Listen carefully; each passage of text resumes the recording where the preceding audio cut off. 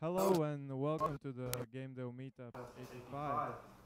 In this meetup, we'll have one presentation, and the presenter will be from USA, Gunnar Clovis, and he will tell us about making small games to amplify your design skills. So this will be a 30-minute presentation, and I hope you will learn something. So, Gunnar, you can start. All right, thank you. Yeah, I'm very happy to be here.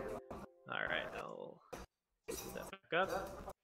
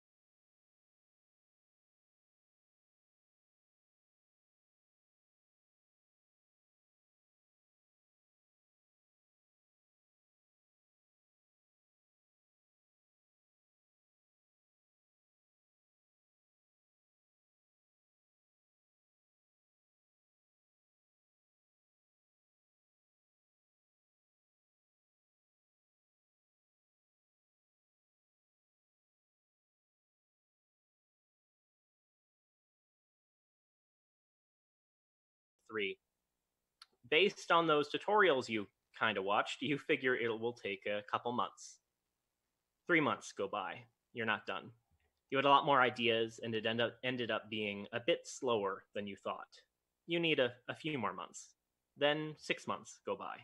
A year, 2 years, 3 years, 5 years.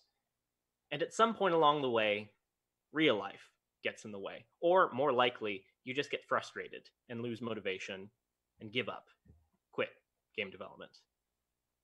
By the fact that you're listening to this presentation right now, you haven't given up on game dev entirely, and thus probably haven't been through this cycle, at least not in full. However, this is a very common narrative. If you spend any significant amount of time around game dev communities, you've likely heard it before. It's a common pitfall to overscope for veteran developers, and especially for beginners. And who can blame them? We all get into game development due to our love and passion for the medium. We love games. They hold a special place in our hearts, defining our childhoods or relationships or best memories or some other important period in our life. We dream of creating our own, maybe to relive our best memories, actualize a childhood fantasy, or pass on that experience to a new generation. It's easy to get wide-eyed with the possibilities and lose sight of the difficult reality. I see this exact story I've described constantly. Both online and in person, I've witnessed this exact cycle play out a multitude of times. People start on their dream game, their magnum opus, right out of the gates, not realizing how long and difficult it will be, how much skill and discipline is actually required. So they try and fail, keep trying until they eventually quit. I've met dozens of different people who have been working on the same RPG Maker RPG for years, 2 years, 5 years, over a decade sometimes. I've literally met multiple groups who have spent over a decade on their own RPG Maker game just because they really love it and they're passionate about it. And it's their story and their magnum opus, and they don't want to give up on it.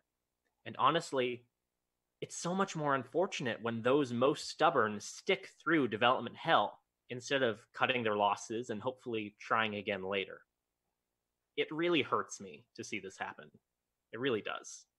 It makes me so sad to see someone quit game development just because they didn't have proper guidance and bit off more than they could chew.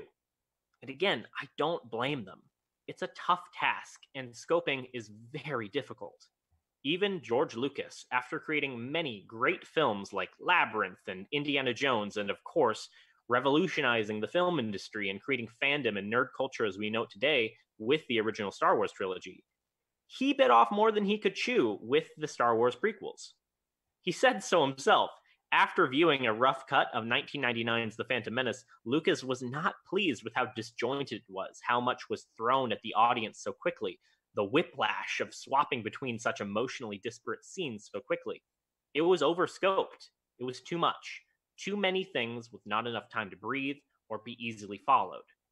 And he couldn't delay the movie for a year to fix it, like was done with the first Star Wars movie in 1997, A New Hope, which had very similar problems to The Phantom Menace before it was delayed and reshot and re-edited into what we know today. So there's an alternate timeline not too far from us where the prequels were delayed and got more money and were made rather good. But in our timeline, the prequels were kind of bad as they were too ambitious, overscoped, and didn't have enough time and money to polish themselves up. Now, does that sound familiar to anyone? And if George Lucas, who at that point was an award-winning veteran filmmaker of several decades who revolutionized his industry, if he could overscope and fail with an overly ambitious project, can we really blame someone for doing the same with their first video game? I don't. However, I don't believe that this narrative is a path that game developers have to follow and overcome. I think there's a better way, and the answer is small games. My name is Gunnar Clovis. I'm a game inventor. I get to say that now. I've been designing and developing video games and card games for many years as a student, then a hobbyist, then professional.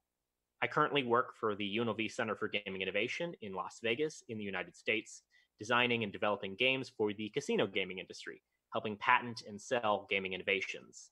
I studied video game development for many years, working briefly in that field before pivoting to casino games for the time being. However, I still love the broader field of video game development. I've made well over 100 games of all shapes and sizes, mostly small games, as you might expect. I've worked many game conferences and shows, made game engines from scratch, used lots of different game engines. I founded and run multiple game development communities, both local and virtual, to mostly great success. I consult occasionally. I used to do a lot of modding. I run the Las Vegas Global Game Jam. I've run lots of game jams, and I produce game dev related content on YouTube, though that has slowed down in recent months due to current events. My path into game development has been atypical and is still developing, but I love this industry, this field, and I spend a lot of time educating and sharing what knowledge I may have. And a concept I repeat ad nauseum to my students and people who ask me how to get into game development is to make many, many small games. That's it. That's the thesis of this presentation. It's not a complicated one. Make lots of small games. But let me tell you why. Game development and game design, which are two different things, are skills, like anything. And the more experience you have doing something, generally, the better you are at it. A skill is simply your ability to do something, your expertise. Practice makes perfect, after all. So the more time you spend making games, the better you get at making games. Pretty straightforward. Ah, but Gunnar, you may say, then the person who spends 2 years working on their first game is surely going to get better at making games through that experience. Why make many small games over the same time period when they could simply work towards one big game that will be better and make more money while still gaining the same amount of experience and skill? Destroyed with facts and logic. Yes, if you spend 2 years working on a game, you're going to get better at game development. But this isn't actually always a good thing for your project. That's counterintuitive. But if we look to Fez, a really good puzzle platformer tied to a really great indie game dev documentary that makes me cry a lot, the main creator, Phil Fish, did the game's art. When he started on the project, it was his first time doing pixel art. So, over the course of years, his pixel art skills improved, meaning that the later sprites he made for the game were way better than his early sprites. So, in order for the game to actually look good and cohesive, he had to redo all of his early sprite work in his new, better style, gained with practice and experience. And over the course of that process, his pixel art skills improved further, so he had to do it again. And the cycle repeated a good 5 or so times, where Phil Fish literally had to recreate the game's entire library of art assets over and over again because his skills kept improving. It's a positive feedback loop.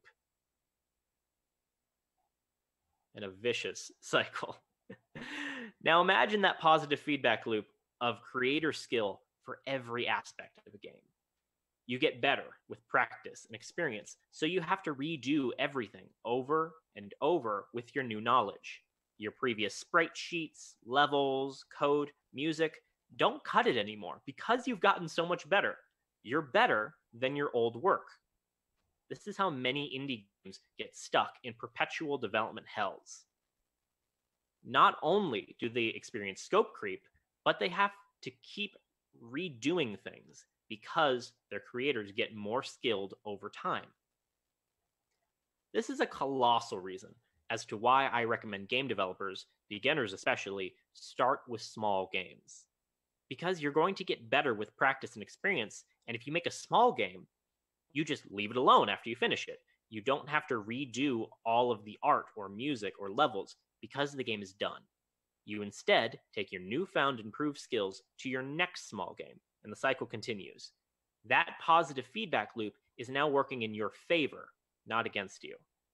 But there's another huge reason as to why it's better to make a series of small games instead of just one big game when learning.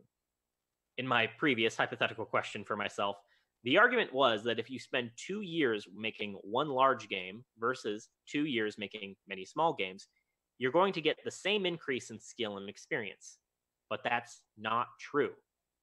If you work on one game for years, you are improving your general skills as a game developer. However, a skill you're not improving, and it's the most important one, is shipping. Shipping, meaning to finish and launch a game, is very difficult.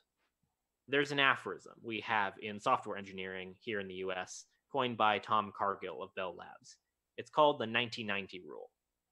The first 90% of the code accounts for the first 90% of the development time. The remaining 10% of the code accounts for the other 90% of the development time. The last 10% of a project is the last 90% of a project. This is even more true in game development. Game development is a very complicated creative medium with a plethora of moving parts. I always like to imagine game development as the best parts of computer science and filmmaking, two fields I adore. Finishing a game is a gargantuan endeavor, even for small games. There's so much that goes into the polishing stages, which, again, we expect to take very little time, but in reality takes almost as much time as the core of a game's development. Bug fixing, final bits of content, polish, last-minute changes and additions, these drag on forever. Shipping games is the most important skill to game development. And how do you improve a skill? With practice and experience. If you spin your wheels on the same large game for weeks, months, or years, you're not actually learning to manage scope or ship a final product. However, if you work on small games and finish them, you will, by their very nature, learn how to ship and manage scope creep. You have to. By making smaller games, you learn how to make better games, and you learn how to make them faster. Making smaller games improves your skills exponentially. If 2 people were to begin game development at the same time, with the same level of skill, passion, drive, and time commitment, where one developed a large game for 6 months, like an RPG, and the other developed a small game in an hour, then a game in 2 hours, a game in 3 hours, a day, 2 days, a week, 2 weeks, a month, and then a large RPG in 3 months, I believe that the second person, who made many small games leading up to their big RPG, would finish their RPG before the first person who started on it from the outset, and it would be a better game. If we look to reality, the first person would most likely delay their big RPG game, multiple times perhaps, and it might never be finished. I see it time and again. That's my pitch. Making small games improves your skills, including your skills with finishing and shipping better games faster. And it doesn't trap you in the positive feedback loop of constantly having to redo your previous work. I'm not saying you should make small games forever. Of course, we want to build big, complex, ambitious games. I do too, but those ambitious games are hard and time-consuming. It's easier to commit to and stick with a smaller project, and it's faster to get the satisfaction of completing it. I believe For beginning game developers, the best thing you can do for yourself is to make many tiny games over time to prepare for your eventual big release. And for more veteran game developers, remember that small games can be fun and still educational and beneficial, even when you're more experienced. I make a small game or two every week. I make games for a living as my day job, but I still love to make these small games every week and publish them to itch.io, improving my own skills, relieving me of stress, giving me a break from my current bigger project, embedding myself within a community, and allowing me to experiment with new genres and new engines and new types of games that I haven't made before. When you work on one big project, you lose sight of the diversity, the variety that games have to offer. By experimenting with weird, smaller games that I don't have to stress about not working, I can learn new skills and get new ideas from these different genres to apply to my main work. Game jams are a great way to do all this for both beginners and veterans.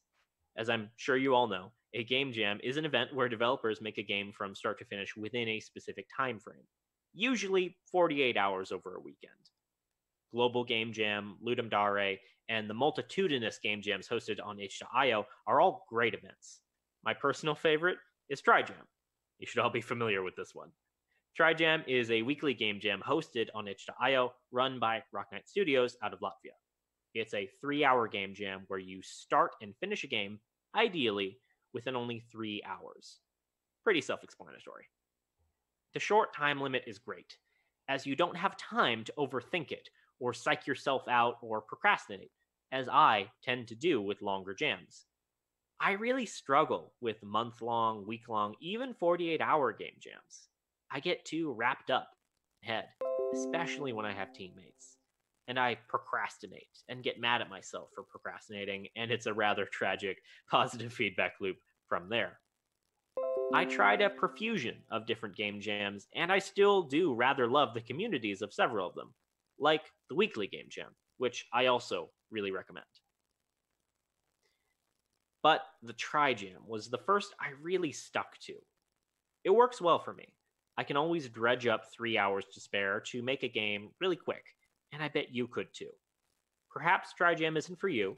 Everyone is different after all, but I behoove you to try it, at least a couple times. By consistently making a game every week, I've accrued a large library of itch.io Game Jam games, and several have won their respective jams. This creates a large portfolio for me, though I still need to upload many of my older games. This helps me when improving my experience, helps with job interviews, and again, this is all really fun and satisfying, and improves my skill set. I know you could do the same. If you're a student, or otherwise are just starting out and want to work in games, my best piece of advice is to make many small games that you can finish exponentially quickly, building up a good portfolio for yourself. Game development is an industry where hiring is primarily driven by portfolios in your past work, not your degree. If you take the time consistently each week to build a small game, you'll accrue a huge library of past work before you know it. And if you take the opportunity to experiment with different game engines, then no matter what job you apply for, you'll be able to point to some of your past work done in the studio's relevant engine. And quantity is better than quality in terms of your portfolio, at least for the majority of it. Anyone who'd be looking at your portfolio to hire you isn't going to have the time to download and play through all of your games. They're realistically just going to skim through it, see how many products you publish, at best play the top 1 or 2 games. So if you just put your best foot forward, placing your best games at the top of your portfolio on itch.io or otherwise, then fill the rest with finished products, regardless of how buggy you think they are, you're golden. But also remember, quality comes from quantity. The more games you make, the better the games you make are. And a playable shipped game is infinitely better than a game that would have been amazing if it was ever released. Real, tangible, playable, finished products are infinitely better than incomplete fantasies. That's my wisdom for today. I hope you're able to amplify your game design capabilities with small games like I was. I believe you can. Thank you so much for listening. I really appreciate the opportunity and your attention. I'm happy to take your questions now, and you can always feel free to reach me on Discord, including through the Trijam Discord, which I run. I hope you and your families are safe and happy. Please love each other and enjoy game development. Thank you. Thanks for the presentation. So we have a few questions, and Absolutely. yeah. So the first question is, so if somebody wants to build a big RPG game, do you suggest concentrating on many small RPG games or try different genres? That's a very good question. Yeah, I haven't heard that one before. I do think you should try different genres just because you're going to learn the base skills. Like when I mean, I've taught game development for a very long time, and when I am teaching someone who's brand new, you always want to start with the super basic games. Start with the Atari stuff. Do Pong, because you can make Pong in like 20 minutes if you just follow any tutorial for like any modern game engine. It's very easy. And so that's a really good stepping stone to just introduce you to the concepts of like programming and game engines if you're not familiar with them. And then you step up into, a Pac-Man type game or maybe a Tetris type game, and then maybe a simple 2D platformer. And you slowly build your way up to the more complicated genres because you're learning the skills that are all related, because it's mainly the same skills, right? When you're making a shooter game versus a puzzle game, you're still coding, you're still doing art, you're still doing music, you're still working within a game engine. And so you have to know how to do those things. RPGs are the most complicated type of genre generally, particularly JRPGs, in that they take the most time to generate a minimum viable product, which is the smallest part of your game that you can make, which is what you want to make. You want to make a minimum viable product as soon as possible, which is what things like prototyping and game jams are really, really great for. And so, yeah, for an RPG, you definitely would want to do like a test smaller RPG before you start on a massive RPG. But I do think generally you should try lots of different genres, because that will teach you the general skills you're going to need, give you new ideas, and just make you a more diverse developer. And yeah, you are talking about many different games.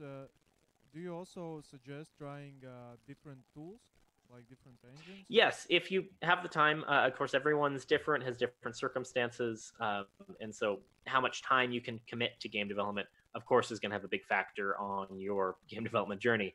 But yeah, I do really, really recommend making small games consistently, as the presentation was about, like every week, every 2 weeks, every month, whatever you can really manage. And if you're doing that, as I said, you're going to build up a really portfolio of games. You make a game every week. You're going to have a lot of finished games before you really, in just a matter of like 6 months. And you might as well take that time to experiment with new tools. Of course, this is going to depend on what your goals are, right? If you're a student or a hobbyist and you're looking to get hired within the game industry, it's probably a good idea to learn a diverse set of tools, because then that gives you more options when you're looking for jobs.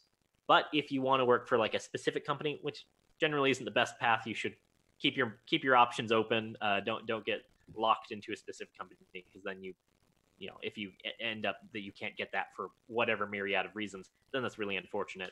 And then you can also have problems where you don't negotiate like the best position due to your really single-minded attachment to the one corporation. But yeah, if you want to just work in games in general at like a bunch of different companies, you don't care so much which one, you just want to do a job that's doing something you love, then definitely you can look into what technologies those teams are using.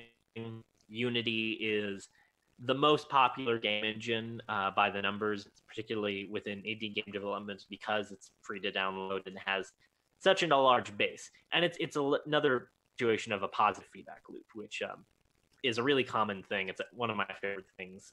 Positive and negative feedback loops are one of my favorite topics in game design, but you see them all the time. Positive feedback loop is basically just a snowball effect, like as some of the slides were showing, where the more you have of something, it just generates more of that thing. So yeah, it's just like the snowball rolling down the cartoon hill and just keeps getting bigger and bigger. And that's the same thing when you're building these games, when you're job hunting. that the more technology you learn, the easier it is to learn new technology, and then it'll be better for you to get those positions. But certainly depend on your goals. Usually I talk to people individually, and I really dig into like, why are you working in, why do you want to work in games? What are your specific goals? And then we try and tailor your path based to you as an individual. So another question is, how long did it take for you to publish your first game when you started game development? So yeah, I definitely did not do it ideally. So again, my path into game development has been atypical. I did not work in the traditional video game industry for very long, only for about like 6 months before I kind of had to move to Las Vegas very suddenly due to personal stuff. And then I moved into the casino game industry, which is different, but also very similar. It's still in the main tools like the casinos, like half the casino technology companies use Unity. Again, Unity is just a very, very common engine. But when I was first starting out just as a student and a hobbyist, I did not publish my work online. And I really regret that. But no one told me how. I didn't know itch.io was a thing. I wish I could go back in time and tell my younger self to, just put everything online, because that's, you shouldn't get bogged down by fears of, how incomplete your games are, how buggy they are, whatever it is, because no game is ever finished. We all want to work on our games forever, generally. Every AAA game wasn't ever really finished when they released it. It was just they ran out of time, and that was the release date, and they just had to wrap it up as best they could. It's always true. And so just I really recommend that everyone publish basically everything you ever do, no matter how small, how buggy, how incomplete, whether it's a prototype or a full game. You should publish it online to a site like itch.io. There's also Game Jolt and some other sites, although itch is definitely the biggest as of now. And yeah, when you publish your work, it's really good because it's teaching you, again, that skill of shipping, which is the most important thing. And if you're going to work at a game company, they want to see how many games have you shipped, which means just how many games have you published online, whether you're selling it or not. You just put it out there for other people to play with. But it's really great because it's very satisfying. It makes you much happier when you get to finish games, because then you feel it's a tangible milestone. It's a tangible metric of progression in your game development and in your skills. And it also lets other people play your games, obviously, and so they can give feedback. People, of course, are afraid of negative feedback and criticism, although it really shouldn't be. And building a thick skin is very important if you're going to work in any creative field or anything that's remotely related to the internet. You need a really thick skin, so you might as well start practicing that as soon as you can. Although, actually, in my experience, at least, and of my friends that people I see on itch.io, the itch.io commenters are actually very, very nice people. They tend to not flame on your games too hard. Whereas, if you publish something to Steam or the App Store, you will get a lot of rather ragey reviews. But definitely to something like itch.io, everyone's generally pretty positive and is giving really good feedback and critique, which can be very motivating and inspiring. And I really love to do that, to play people's games on itch.io. And I would record videos of the gameplay and kind of talk about my experience as I play it for the first time on my YouTube channel. And that's a really fun experience for me. But the main reason why I do that is because it's really good for the developers, just kind of giving them my attention and feedback and encouragement.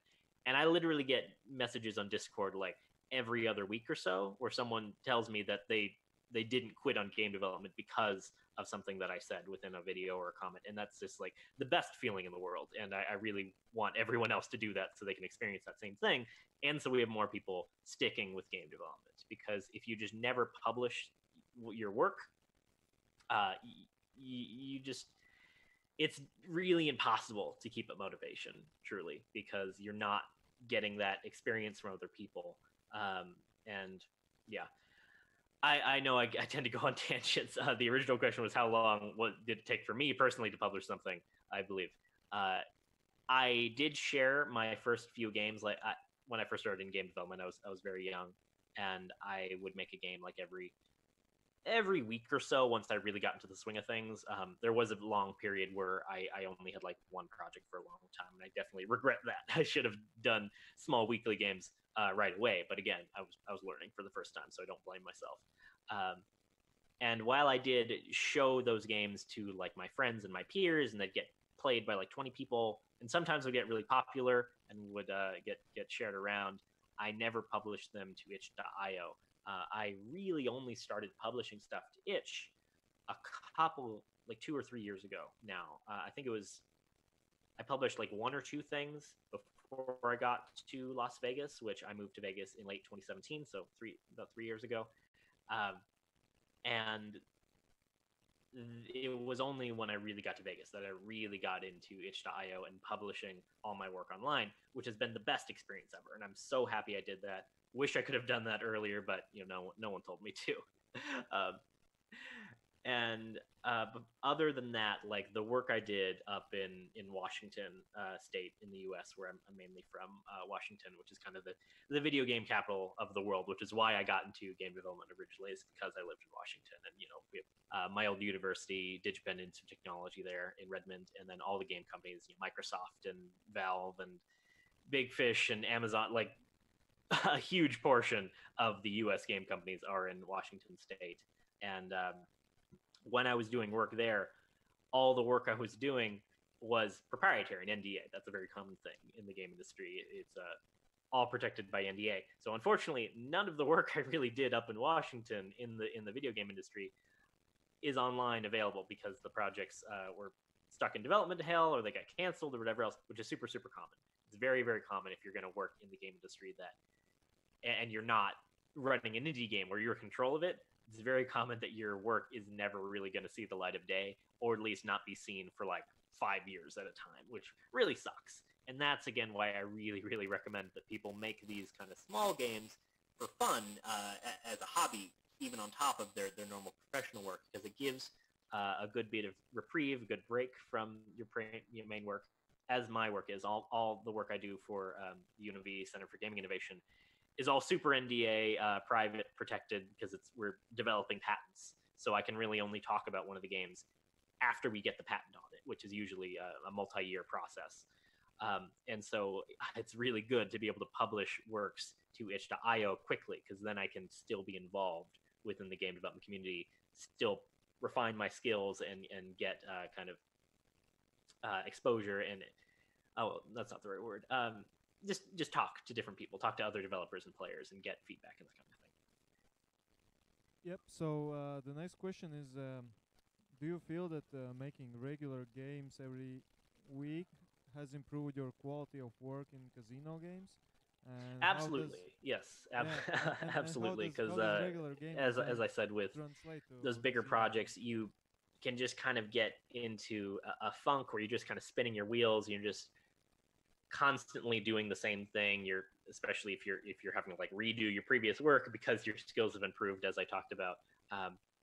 It can really get stuck there, and especially with the work I do with the CGI, it's mainly very isolated. Like I just have my one friend Katie, who does art for my project sometimes, and then my boss, and otherwise it's just kind of me working on the projects alone for a really long time, due to the nature of the job, which is, again, it's kind of an odd, unique position, and so being able to practice my game development and share it online and get that kind of feedback and review, and again, just kind of, it's like sharpening a knife. It's just kind of keeping me on edge and letting me experiment with other game genres, which has been really, really great. Actually, I have a big list where I wrote down like a bunch of game genres that I've never made a game in before, and so I sometimes just pull from that list and then get to cross it off afterwards, which, again, super satisfying. Really, really great practice. And making that diversity of games and learning new engines and tools by making these kind of weekly games on itch.io through Trijam or otherwise has been really, really fantastic for me personally and professionally. I can't talk about it too much, but I currently work at the UNLV Center for Gaming Innovation, but I'm currently negotiating a new position. And I will say, as I mentioned, that my portfolio that I've accrued, because of itch.io and Trijam is really helping me. That was one of the big reasons why the CTO is really interested in me for this new job, which again is not a guarantee I'll get that. It's still in the works, and we're in a really bad time for getting new jobs, unfortunately, due to the world economy. But hopefully that'll work out, and if it works out, it's mainly going to be because of the weekly games that I've been doing. Yep. So the next question, you already partly answered it, but still, what next? So what after releasing the game? Do you think people should try marketing their games and earn money from them and learn that way, or do you think that skill is not needed and just drop the game on itch.io and forget about it? No, that's absolutely needed. Marketing is really, really important. I give game dev talks a lot, and I really like to talk about marketing and financing. That's a whole other discussion. I have like an hour-long presentation on marketing and financing, which is a very complicated topic. And again, I'm not with this kind of game education stuff, or just education in general. It's always kind of funky because we all have imposter syndrome, so I don't feel like I'm the biggest expert on like marketing and stuff, because I had like one marketing related job, but I'm not like 20 years experienced marketer, right? But education, it's mainly about just kind of knowing more than the people you're speaking to, which we all do. Like everyone, we're all unique. We all have our own backgrounds and skill sets. So I feel like pretty much everyone has something to offer and something they can teach to their peers, whether it's a very niche topic or not. But yeah, for marketing, for a game that you're selling for money, that is a very important skill and a very long process, something that you don't want to save until the end of a game's dev cycle. It's a very, very common thing with people that get into game development because they like games, not because they like being an entrepreneur or because they like marketing, right? And so a lot of indie game developers really struggle with marketing. And so, yeah, that's a skill you definitely have to refine with practice, but also just with study. There are a lot of great resources online. Throughout the presentation, I have different silly images from different sources that I like. One YouTube channel, a friend of mine, Tim Russwick, who runs the GameDev Underground YouTube channel. He's based out in the US as well. He used to be a marketer. He ran a marketing company, and now he's doing indie games and just running this game development related channel. He has a lot of great material on game marketing. Although, again, he will say that, even though he did marketing for X amount of years and literally founded and ran a very successful marketing company, he will say he doesn't feel like a super expert on marketing, because no one really is, honestly.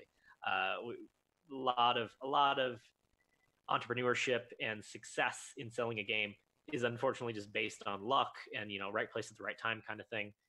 Doesn't mean you just should sit back and not try. Of course not. You create your own luck. You just give yourself more opportunities to get lucky, right? That's kind of the basis for a lot of skills and fields, but certainly for marketing a product. I really recommend Tim Russwick's channel, GameDev Underground, for learning more about game marketing. There's also Mike Rose. Okay, I was spacing on his name for a moment. Mike Rose, who founded and runs No More Robots, which is a rather new game publishing company. He is really great at his job. He's very, very good at game marketing. He published Descenders and several other games since that. They're slipping my mind. But he has many very good talks on marketing that he gave to GDC. And those talks are available online for free on the GDC YouTube channel.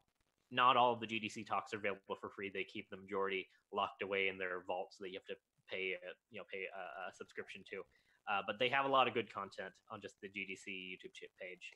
And so definitely really, really recommend Mike Rose's talks in particular. I'm a huge fan of his work. And there's so many other resources. And again, I love to talk about game marketing and financing, but it's definitely its own very long discussion. So I'll nip it in the bud there unless there's another very specific question. So thank you, and can people reach you out and ask you questions maybe? Yes, absolutely. I had it in the last slide. I can maybe screen share that again. Yes. Yeah, here. we'll add your contact information probably to the video. Yeah. So here, that's my personal Discord handle, which yeah, I give out my kind of personal contact info pretty liberally, just because it's easy to find anyone. So like, why gate it? You know, if someone really wants your email address, they're able to find it no matter what. But yeah, people are absolutely free to message me privately on Discord or message me on Twitter. You can send me an email. I get an email from from someone on itch.io or like a YouTube fan or something, like every few weeks. And then this isn't a pretty link because we don't have a vanity URL, but this is the link for the Trijam Discord, which I run. I don't run the Trijams themselves. It's just a community Discord, which I created because the Rock Knight said said that they would support me in doing that. And yeah, I'm very active on there, and people feel free to reach out to me there or personally with DMs or on Twitter or email. Any or all of the above is perfectly fine. So yeah, thanks for really encouraging and really good presentation. I was really happy to have you here. And, Thank you. Yeah, probably we will see in some other GameDev meetups. I hope so. Because yeah, definitely. we have a lot to learn from you. So No, thank you. And yeah, thank you. All right, thank you very much. Yeah. I hope everyone has a wonderful day. Yeah, thanks. So this was GameDev Meetup 85. As you can see, probably I don't know if you can see the wall, but we have moved to offline plus online meetups again. So you can now come to our meetups live at Unicorn Cafe. So we are not having the game today because we haven't figured out how to do it offline and online at the same time. But we'll figure something out and see you in the next meetup in Meetup 86. So thanks for being here and bye. All right, goodbye.